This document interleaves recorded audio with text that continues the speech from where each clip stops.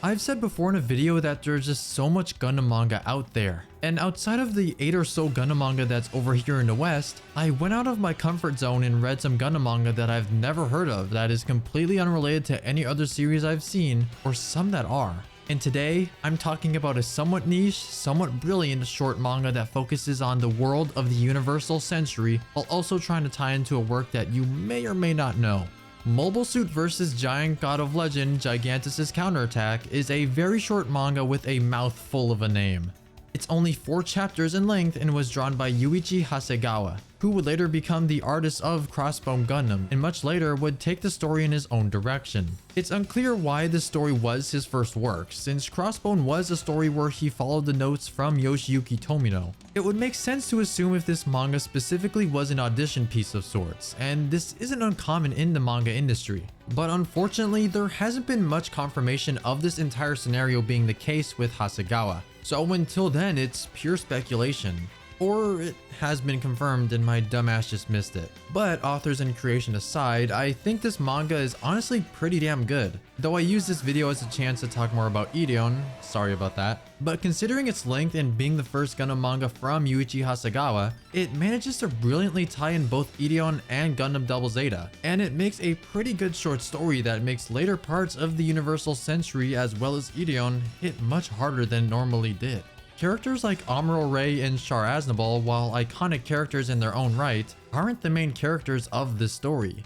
Instead, the main character of this story isn't Amuro, it isn't Camille, but instead Judo Ashita. Given that this is in a post-Double Zeta and pre-Char's Counterattack setting, it makes a lot of sense, but in all honesty, it's a really good choice? I'll get into that in a minute. But overall, the plot is fairly simple, with Amuro and Judo teaming up together to find a mysterious red mobile suit that belonged to Zeon that Amuro believes is the giant god itself, the Ideon.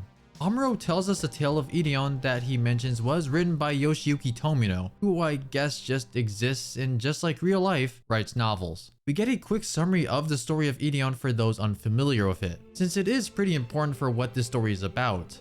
How a simple misunderstanding between 2 races escalated more and more until it reached its breaking point, leading to both races' extinction. But in the end, they reunite and start anew in a brand new world. While I did mention in my video about Ideon that I felt like because of what's happened, the ending left a bittersweet taste, but left more to be answered as everyone gets another chance. It's an ending that can be in ways horrifying and hopeful. Horrifying that humanity might not be able to find a way to overcome themselves, but hopeful in a way that they can live amongst each other as one.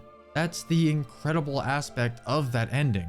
It's an ending that in a way resembles our world, that given how we as viewers see these people mess up and pay for it, we should take these lessons to heart and create a world where humanity can one day hopefully reconcile with themselves without misunderstanding. That's the whole reason why that ending works so well, and it's because of its ambiguity. Nobody ever knows what happens to them, if they succeed or fail in their attempt to live happier next time around. But from what this manga shows us, nothing has changed.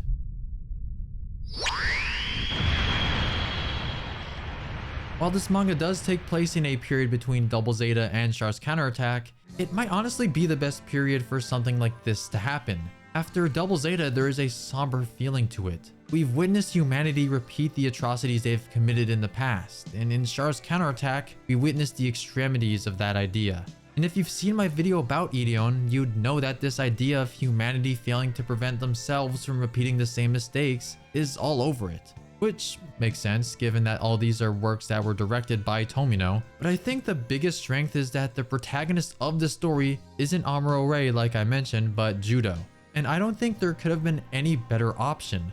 As it later gets revealed, since the Ideon is now in the Universal Century, it ties both worlds together. And one of the most important bits of info we get is that Judo is one of Cosmo Yuki's descendants. You know, the main character of Ideon?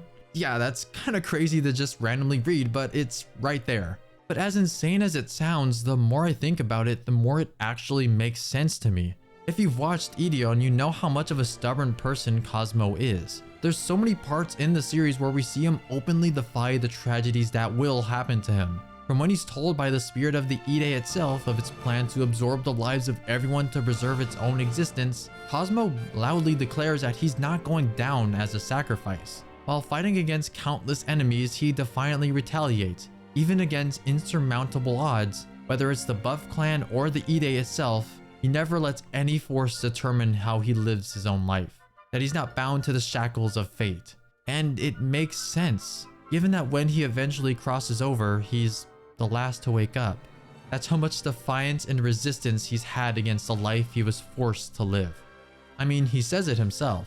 This is very much in line with Judo. While not as extreme as Cosmo, since their circumstances were very, very different, Judo also expressed his defiance against those who try to determine how he and those he loves lives their lives. And just like Cosmo, he also has a hatred for those who starts these conflicts, no matter the side. Since the spirit of the Ide is back once more and possesses the Ideon, this means that its goal is very much the same. Wipe out everyone, collect their spirits, and start anew in a seemingly endless cycle. Unlike everything else that came before it, Judo has a chance to end this cycle. He is aware of what will happen. Hell, the spirit of Carla, one of the many casualties from Ideon, even tells Judo that all of his efforts will end up being useless. And what does Judo end up doing? Like Cosmo would, reject it, loudly declaring that human life itself is valuable, and that humanity must always keep on trying to change for the better. That is why we continue to live on. It feels like a natural evolution of both series' ideas and themes, and in some points enhanced Char's counterattack a little bit to me. The whole story of Char's counterattack focuses on two rivals duking it out because they failed to reconcile with each other, with one side threatening humanity itself and the other protecting it. But at the very end, both sides, good and evil, come together and prove that the human heart is a precious thing, that Amuro's belief in humanity is genuine, and that's life. Life is full of humanity failing to move past the mistakes of the past, and these stories are here to show that. It can show the consequences while also showing the wonders of humanity working together to change for the better. And thinking about this also made me realize how similar the Universal Century and the world of Ideon is. While both intertwine, it does so because of how similar they are. The Ideon, and by proxy the Ide itself, works through cycles of war, misunderstanding, failure, death, and resurrection.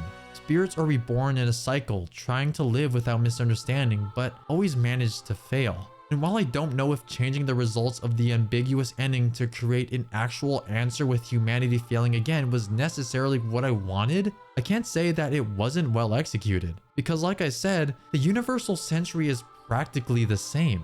Humanity has its fair shares of constantly fighting against one another, resolving conflicts, failing to reconcile, and starting conflicts all over again. And with that context in mind, it's a perfect fit.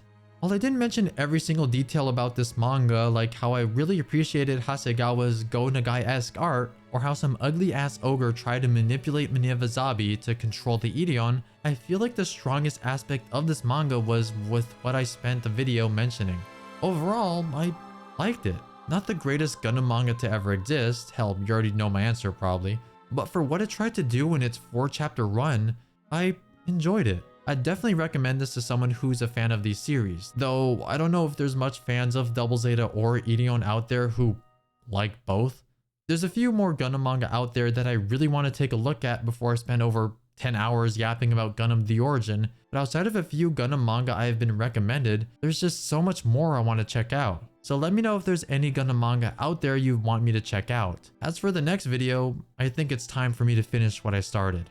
If you don't want to miss out on the next videos I make sure to subscribe and turn on notifications. Thanks again for your support, thanks for watching, and I'll see you all next time.